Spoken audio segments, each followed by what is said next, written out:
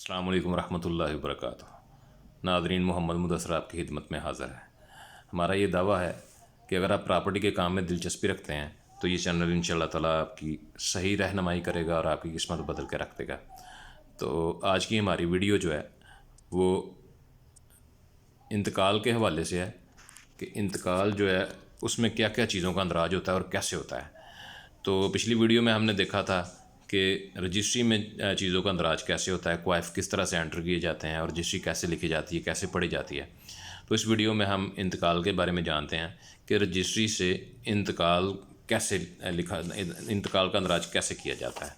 तो ये हमारे पास रजिस्ट्री थी जो पिछली वीडियो में हमने डिटेल में डिस्कस की थी। तो आज हम इंतकाल का अंदराज देखते हैं कि इंतकाल के अंदराज में क्या क्या चीज़ें होती हैं। तो इंतकाल का जो रजिस्टर होता है उसके सरे वर्क पे लिखा होता है रजिस्टर दाखिल खारिज महाल। महाल का मतलब होता है मौज़ या दे कि ये किस गांव की है। तो रजिस्ट्री थी ये हमारी, चूँकि चक दोस्त मोहम्मद की, ये चक दोस्त मोहम्मद लिखा है। आगे लिखा है नंबर हदबस्त। नंबर हदबस्त वो नंबर होता है जो हर गाँव को इंडिविजुअली अलाट किया गया होता है। तो इस गाँव का फ़र्दी हमने नंबर हदबस्त 105 लिखा है। आगे तहसील लिखी जाती है, ज़िला लिखा जाता है, किताब नंबर, वर्क नंबर।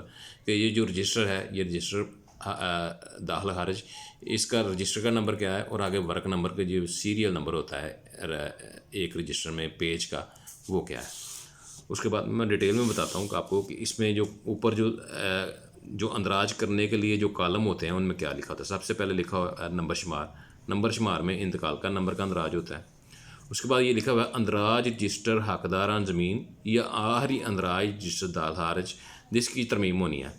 इसका मतलब ये है कि ये वाला जो इतना हिस्सा है नंबर 6 तक, इसमें वो चीज़ों का अंदराज होगा जो साहब का मालक है जो रजिस्ट्री करके दे रहा है। तो उसके हवाले से रजिस्टर हकदारान ज़मीन में अंदराज है या आखिरी अंदराज रजिस्टर दाखिल खारिज है।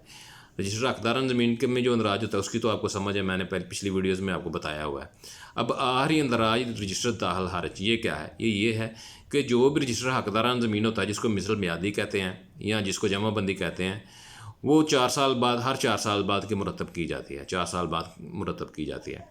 तो 4 साल के अंदर जो लेन देन हुआ होता है वो रजिस्टर इंतकाल पे होता है, जैसे ये है।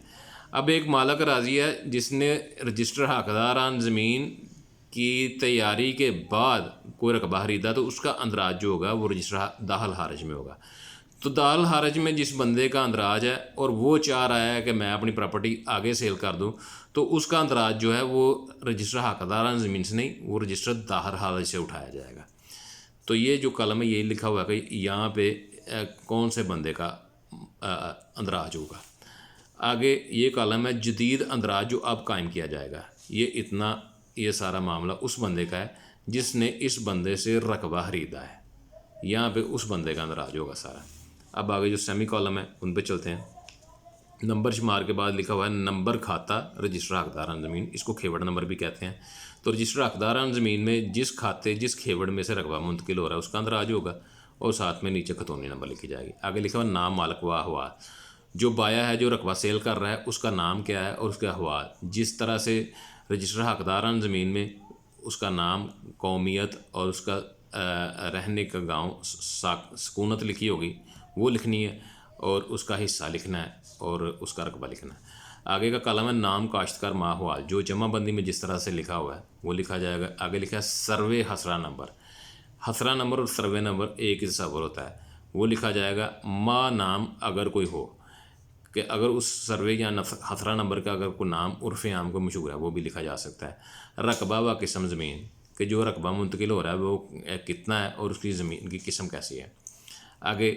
आगे ये लिखा हुआ है नंबर खाता जो नए रजिस्टर हकदारान ज़मीन में कायम होगा। इसका मतलब ये होता है कि जब ये इंतकाल अगले 4 साल जमाबंदी के साथ इसको अटैच किया जाएगा तो इस यहाँ पे वो जो नया खाता नंबर जो इशू होगा वो लिखा जाएगा बाद में। अब ये वाले जो कॉलम है ये नए मालक हैं। यहाँ पे लिखा जाएगा नाम मालक व अहवाल, जो रजिस्ट्री पे नाम मालक का नाम और उसकी सकूनत, उसकी कौमियत लिखी हुई है उसका अंदराज होगा। नाम काश्तकार माहवाल वो लिखी जाएगी। सर्वे हसरा नंबर वो यही लिखे जाएंगे क्योंकि वो चेंज नहीं होते। रकबा व किस्म ज़मीन भी चेंज नहीं होता, वो भी यही लिखा जाएगा। अब आगे ये कॉलम है किस्म व तारीख दाखिल खारिज बमा ज़र बै रहन वगैरह, कि यहाँ पे लिखा जाएगा कि ये किस हैसियत में ये रकबा मुंतकिल हो रहा है, उसकी किस्म क्या है, वो कितने में मुंतकिल हो रहा है और किस तारीख को हुआ है, इसमें ये चीज़ें होंगी।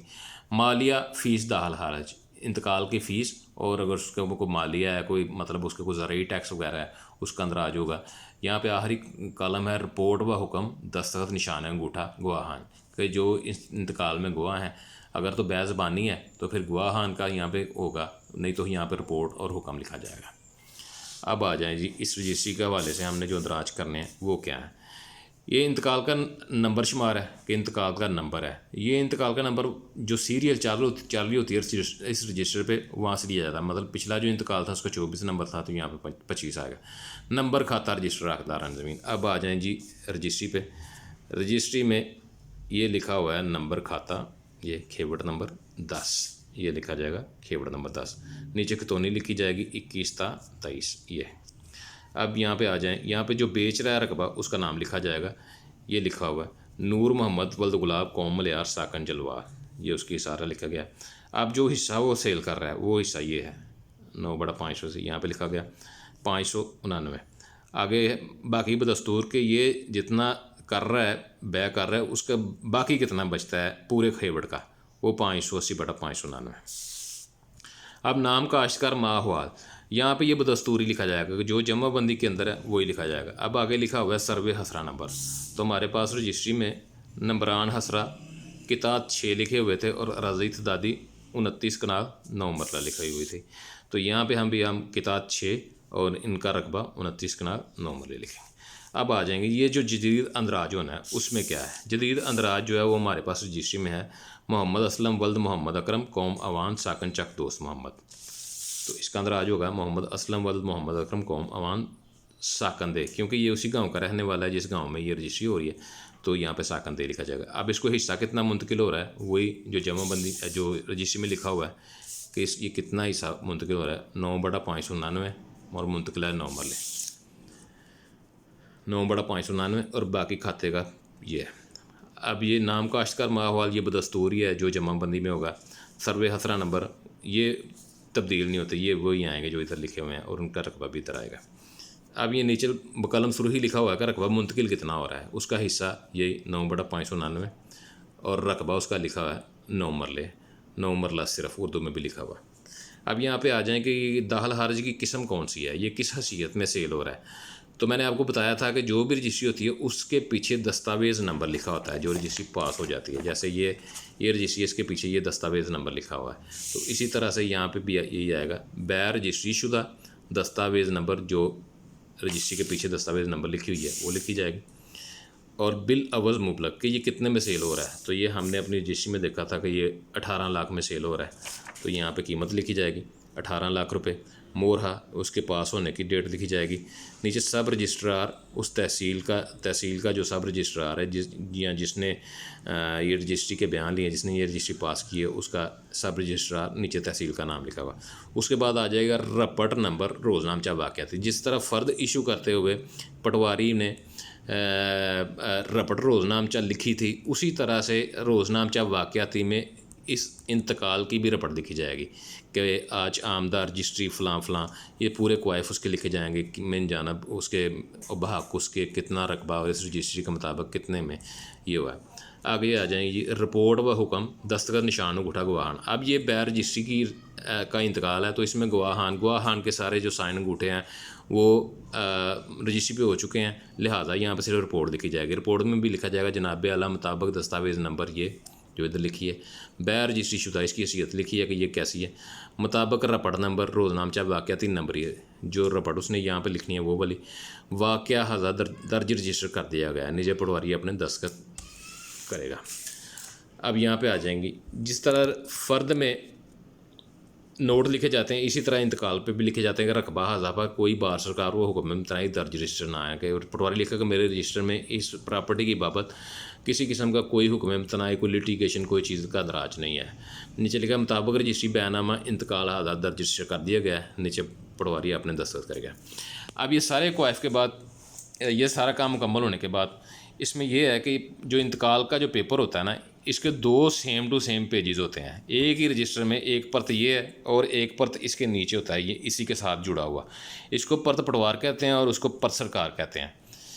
तो सेम इसी तरह से यही तहरीर उसमें परत सरकार के पे भी होती है। इंतकाल दर्ज होने के बाद जो उस हलके का कानूगो है, जिसको गर्दावर बोलते हैं, उसका जिस दिन का दौरा होता है उस हलके का, उस मौजे का, उस गांव का, उस डेट में गर्दावर इस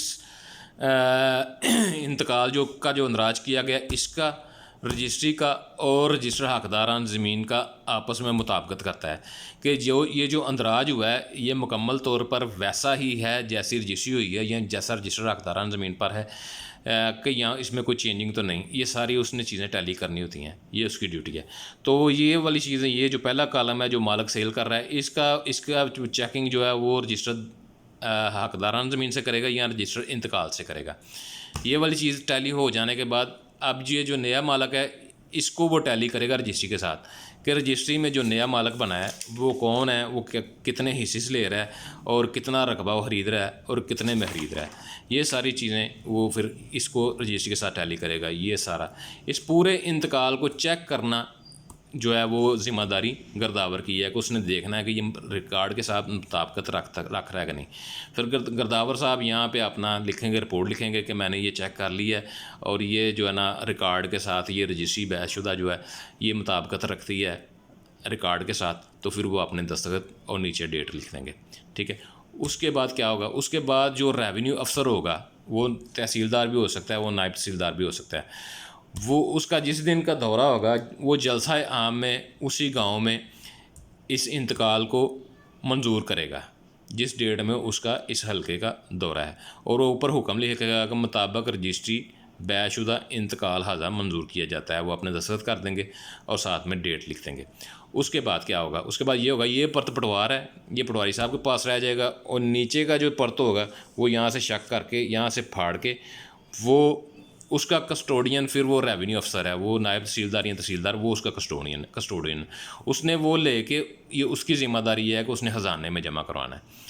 अब इसका मकसद ये होता है कि ये चेक रहे कि पटवारी के पास ये चीज़ है, वही चीज़ ख़जाने में पड़ी हुई है। जो परत सरकार है वो हर 4 साल जो जमाबंदी नई तैयार की जाती है और उस 4 साल में, पिछले 4 साल में जितने इंतकालात इस तरह से हुए होते हैं उनका परत सरकार, वो रजिस्टर हकदारान ज़मीन के भी 2 परत होते हैं, एक परत पटवार होता है, एक परत सरकार होता है। परत पटवार पटवारी के पास रहता है और परत सरकार जो होता है वो ख़जाने में जमा हो जाता है। और उस रजिस्टर हकदारान ज़मीन का जो परत सरकार होता है या परत पटवार होता है उसमें जितने भी इंतकालात पिछले 4 साल में होते हैं उनका अमल दरामद किया गया होता है। और वो परत सरकार जो होते हैं, वो परत सरकार जो रजिस्टर हकदारान ज़मीन का उसके साथ नथी करके ज़िलाई दफ्तर जो होता है ख़जाने को उसमें जमा करवाया जाता है कि इस चीज़ का पूरा चेक एंड बैलेंस रहे। तो इस तरह से ये पूरी डिटेल है फ़र्द की। ये फ़र्द रजिस्ट्री शुदा है। तो इसी हवाले से मैं आपको, ये बै रजिस्ट्री शुदा है और एक बै ज़ुबानी होता है कि ज़ुबानी इंतकाल जो है वो किस तरह से किया जाता है। तो इसके लिए मैं एक नई वीडियो बनाऊंगा, उसमें आपको डिटेल से बताऊंगा।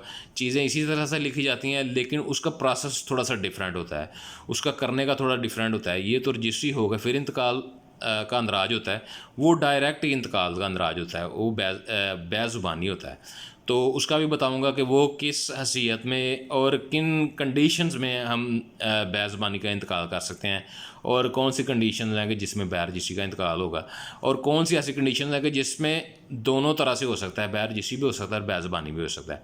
इंशाअल्लाह ताला ये अगली वीडियो में हम आपको क्लियर कर देंगे बिल्कुल। तो आपसे गुजारिश है कि मेरे चैनल को सब्सक्राइब करें, बेल आइकन को ज़रूर दबाएं, जो भी नई वीडियोज़ आएंगी वो आपको उसी टाइम पे मुयस्सर हों। और अपने लाइक और डिसलाइक मेरे साथ ज़रूर शेयर किया करें।